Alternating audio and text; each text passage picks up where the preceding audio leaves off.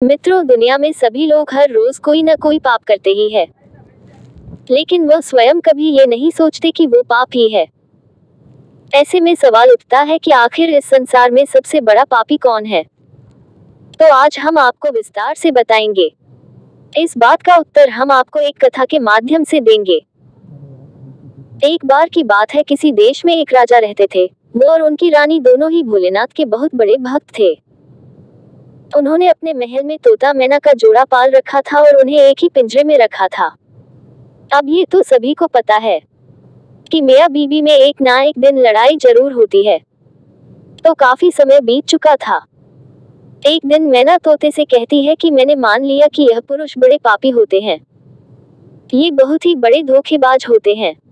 मौका मिलने पर यह कुछ भी कर सकते हैं। मैना की बात सुनकर तोता बोला, तू तो रहने ही दे। पुरुष उतने पाप नहीं कर सकता जितने पाप स्त्रियां करती है। जितनी धोखेबाज स्त्रियां होती है ना, उतना धोखेबाज तो कोई होता ही नहीं है। इनसे बड़ा पापी इस पूरी दुनिया में कोई नहीं होता। ये किसी की भी हत्या कर देती है। जिसके बाद तोता और मैना में लड़ाई होने लगी कि दुनिया में सबसे बड़ा पापी कौन है। सब दृश्य देखने के बाद राजा ने पूछा, तुम दोनों क्यों लड़ रहे हो? किस बात पर तुम दोनों विवाद कर रहे हो? मैना ने उत्तर देते हुए कहा, यह मान नहीं रहा कि दुनिया में सबसे बड़ा पापी पुरुष होता है। फिर तोते ने कहा, मैं कैसे मान जाऊं, क्योंकि सबसे बड़ी पापी स्त्रियां ही होती है। राजा ने दोनों से कहा, तुम किस कारण से ऐसा कह रहे हो? तब मैना ने उदाहरण देते हुए कहा, एक गांव में एक सेठ जी थे, बड़े ही धनबाद, और उनका जो बेटा था वो बहुत ज्यादा बिगड़ैल किस्म का इंसान था। सेठ जी का लड़का इतना जुआ खेलता था कि सेठ ये बात सोचते सोचते एक दिन स्वर्ग सिधार गए। जब पिता जिंदा थे तो वह थोड़ा थोड़ा जुआ खेलता था, लेकिन पिता की मृत्यु के बाद वह मुक्त हो गया और आराम से दिन रात केवल जुआ ही खेलने लगा, जिसका परिणाम ये हुआ, जुए में सब कुछ हार गया। फिर वह लौटकर अपने गांव नहीं आया और किसी दूसरे गांव चला गया, जहां वो एक सेठ के घर जा पहुंचा और उसने कहा कि थोड़ा सा जल मिलेगा। जब सेठ ने उससे पूछा कि तुम कहां से आए हो, क्या करते हो, जिसके उत्तर में लड़के ने कहा, मैं व्यापारी हूं और जहाज से जा रहा था। व्यापार करने में मेरा सामान समुद्र में डूब गया, तो आप मेरी कुछ मदद कर देते तो अच्छा होता। सेठ ने लड़के की बात सुनी और फिर उसकी बातों के जाल में फंस गया और कहने लगे कि बेटा, तुम दिखने में ठीक ठाक हो और कमा भी लेते हो, तो क्या मेरी बेटी से शादी करोगे? ये बात सुनकर लड़का खुश हो जाता है और शादी के लिए हामी भर देता है, जिसके बाद दोनों का विवाह हो जाता है और सेठ अपनी बेटी को खूब सारा धन देकर विदा कर देता है। अब इस लड़के को तो केवल धन के लिए विवाह करना था, जो वो कर लेता है। विवाह के बाद वो लौट जा रहे होते हैं तो रास्ते में एक जंगल पड़ता है। तब वह लड़का अपनी पत्नी से कहता है कि देखो, हम लोग जंगल से गुजर रहे हैं, तो कोई भी चोर तुम्हारे जेवर चुरा सकता है। तो ऐसा करो कि तुम अपने सारे जेवर उतार के मुझे दे दो। अब उसकी पत्नी ने उस पर भरोसा करके अपने सारे जेवर अपने पति को दे दिए। देती भी कैसे नहीं, क्योंकि वो उसका पति था। जिसके बाद उस लड़के ने अपनी पत्नी के जेवर एक कपड़े में रखकर अपनी कमर में बांध लिए। फिर वह सभी एक जगह आराम करने के लिए रुके। तब उस लालची लड़के के साथ आई दासी को उसने मार डाला और अपनी पत्नी को कुएं में गिरा दिया कि वह उसमें डूबने से मर जाएगी। वो वहां से चला गया, किंतु उसकी पत्नी मरी नहीं और कुएं से बाहर निकलने के लिए आवाज लगाती रही। कुएं के पास से एक आदमी गुजर रहा था।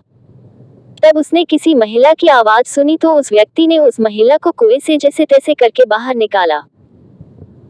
कुएं से बाहर निकालने के बाद महिला ने अपनी सारी जानकारी उस व्यक्ति को दी, जिस पर उस व्यक्ति ने महिला को उसके पिता के घर पहुंचा दिया। घर पहुंचने के बाद महिला के पिता यानी सेठ जी ने पूछा, क्या हुआ तुम्हारे साथ? अब क्योंकि वो स्त्री पतिव्रता थी, इसलिए उसने अपने पिता से झूठ कहा और बोली, पिताजी, जंगल में कुछ चोरों ने हम पर हमला कर दिया था और दासी को मार दिया, मुझे कुएं में धकेल दिया और पति का कुछ नहीं पता। बेटी की बातें सुनकर सेठ जी बोले, चलो कोई बात नहीं, भगवान सब सही कर देंगे। कुछ समय बाद लड़का दोबारा अपने ससुराल पहुंचा और सोचा कि सेठ जी से कहेगा कि आप नाना बनने वाले हैं और इसके बदले में खूब सारा धन मिल जाएगा।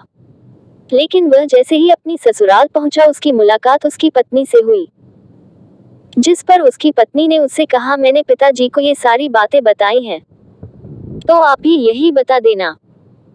वो कहते हैं, ना आदत वालों की आदत नहीं जाती। उसने देखा कि उसकी पत्नी ने बहुत सारे जेवर पहन रखे हैं, तो उस लड़के ने पत्नी से कहा, तुम सो जाओ, सुबह मैं तुम्हें अपने साथ लेकर जाऊंगा। रात हुई और उसने अपनी पत्नी का चाकू से कत्ल कर दिया तथा सारे जेवर लेकर चला गया। राजा को ये सब कहानी बताने के बाद मैना ने कहा कि इसलिए मैं बोलती थी कि पुरुष दुनिया का सबसे बड़ा पापी इंसान होता है। उसने अपनी पत्नी को मारा और सारा सामान लेकर चला गया। मैना की ये बातें सुनकर तोते ने भी राजा को एक कहानी सुनाई जिसमें उसने स्त्री के चरित्र को लेकर बात की थी। दोनों की बात सुनने के बाद राजा बोले, इस बात का उत्तर मैं देता हूँ कि कौन सबसे बड़ा पापी है।